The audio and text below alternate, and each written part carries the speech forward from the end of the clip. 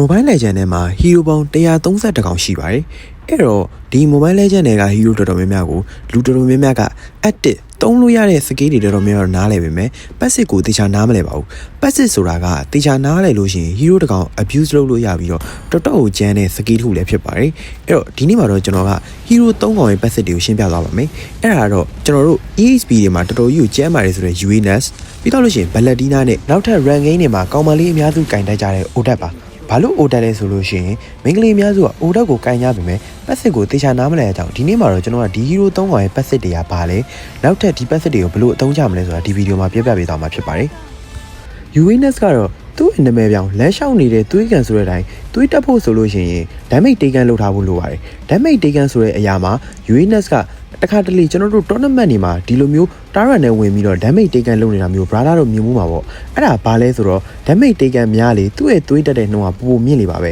damage တေးကန်ကျွန်တော်တို့ဘယ်လောက်ရတာလဲဆိုတာအောက်မှာ point လေးတွေရှိပြီးတော့ဒီက damage တေးကန်တစ်ချက်ခံရတိုင်းမှာ20ထိတက်ပါတယ်20ထိတက်တိုင်းမှာလဲဆွမ်းနာလို့သွေးတွေကပိုပြီးတော့တက်လာမှာပါဒါအပြင်ဒါမျိုး damage တေးကန်တွေခံရမယ်ဆိုလို့ရှိရင် physical ရိုက်တဲ့ damage ကလည်းများပါသေးတယ်ဒီမှာဆိုရင်စတက်လေးနဲ့တွားခုတ်လိုက်လို့ရှိရင်183 stat 6နဲ့တွားခုတ်မယ်ဆိုလို့ရှိရင်နောက်ထပ်189အဲ့လိုမျိုးစားသဖြင့်စတက်များလေ UANS ရဲ့ဒီခုတ်ချက်တွေကပို့ပြီးတော့နာမှာမို့လို့အကယ်၍ဒါ damage တေးကန်ကိုကျွန်တော်တို့က20ထိခံရမယ်ဆိုရင်ဆွမ်းနာကျွန်တော်ပြောသလိုသွေးလဲပိုတက်မယ်ခုတ်ချက်တွေလည်းနားမယ်အဲ့တော့ဘတ်တယ်ထဲမှာဒါမျိုး damage တေးကန်တွားပြီးခံနေမဲ့အစားဘတ်တယ်မစခင် damage တေးကန်လောက်လာဖို့လိုပါတယ်ကဲဒါကိုကျွန်တော်ရှင်းပြမယ်ဆိုလို့ရှိရင်ကျွန်တော်တို့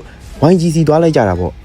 ့ဘတ်တယ်ထဲမှာ damage တေးကန်လုပ်မယ်ဆိုလို့ရှိရင်ကျွန်တော်တို့သွေးတက်တာကလည်းတဖြည်းဖြည်းချင်းတက်နေမှာအဲ့တော့ထက်ကလည်းနာမှာမဟုတ်ဘူးကျွန်တော်တို့ကဘတ်တယ်မစခင် damage တေးကန်ကိုစတက်အပြည့်ဒီမှာရင်းလိုမျိုးတွားပြီးတော့ယူရမယ်ဆိုလို့ရှိရင်စတက်အပြည့်နဲ့ကျွန်တော်တို့ကဘတ်တယ်ကို join မယ်ဆိုလို့ရှိရင် master နဲ့သွေးလည်းအများကြီးတက်မှာဖြစ်သလို damage လည်းအများကြီးထွက်မှာပါအဲ့တော့ဘတ်တယ်မတိုင်ခင် UANS ကစတက်စုထားဖို့အရင်ကြီးကိုအရေးကြီးပါတယ်ဒါကြောင့် UANS ကိုင်းတဲ့ player တွေမှာဟိုကောင်ကိုင်းတော့အရင်မာနေပြီးတော့ဒီကောင်ကိုင်းတော့ပြုတ်လိုက်တာကွာဆိုတဲ့အချက်ကဒီ passive ကိုတေချာမသိလို့ပါပဲဒီမှာဆိုလဲ enemy ကိုလည်း damage ပေးရင်တစ်ဖက်က jungle crease ကလည်းအခုတ်ခံနေစတက်တွေစုဆောင်းထားပြီးတော့မှဘတ်တယ်ကို join လိုက်တာရင်းကဒီနေရာမှာဆိုရင် travel key တောင်ရသွားပါတယ်အဓိကတော့ passive ကိုတေချာသိလို့ရှိရင် UANS က damage လည်းထွက်မယ်သွေးလည်းတက်တယ် early game တော်တော်ကြီးကိုဖက်ပြီးတော့တက်ရခတ်ပါတယ်ဒါကကျွန်တော်တို့ rank game တွေမှာ UANS တွေတွေ့လို့ရှိရင်တိတ်ပြီးတော့မမာပေမဲ့တကယ် tournament တွေမှာ Sanford တို့ရင်းတို့ဆော့တဲ့အချိန်တွေကြလို့ရှိရင် damage ထွက်နေရခြင်းအကြောင်းရင်းကတော့ဒီ passive ကိုကောင်းကောင်း abuse နိုင်လို့ပါနောက်ထပ်တစ်ကောင်ကတော့ Balladina ပါ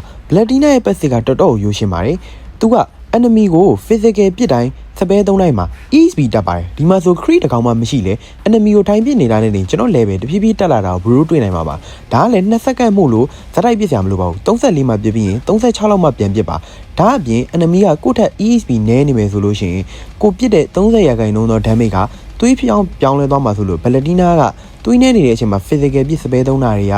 EXP လည်းတက်တယ်လို့သွေးလည်းတက်ပါတယ်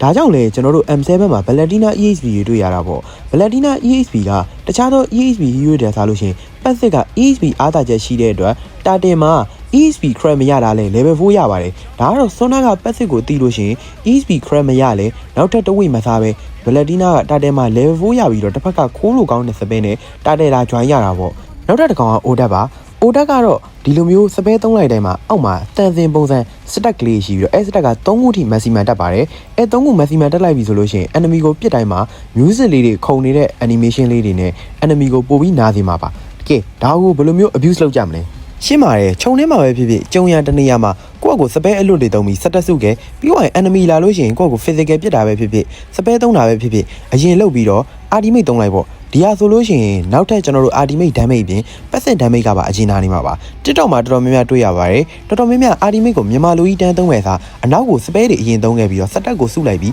ultimate သုံးတဲ့အခါမှာဒါမျိုး music အပိုင်းလေးပါတော့ဒါပို့ပြီးတော့နားတဲ့ပုံစံမျိုးနဲ့သွားပါတယ်ဒါကြောင့်မိန်းကလေးအနေနဲ့ကလည်းဒါ ODAT ကင်မယ်ဆိုလို့ရှိရင်ဒါမျိုး passive လေးနားလည်မယ်ဆိုလို့ရှိရင်ဒါပို့ပြီးတော့မိုက်တာပေါ့အဲ့တော့ကျွန်တော်တို့ကနောက်ပိုင်း Mobile Legends ဆော့တဲ့နေရာမှာ hero တကောင်ရဲ့ active skill တွေမဟုတ်ဘဲနဲ့ passive ပါနားလည်ဖို့လိုတယ်ဆိုတာကျွန်တော်ကဒီဗီဒီယိုလေးနဲ့ရှင်းပြရင်းနဲ့ဒီလောက်ပါပဲနောက်ဗီဒီယိုမှာလည်းဘာ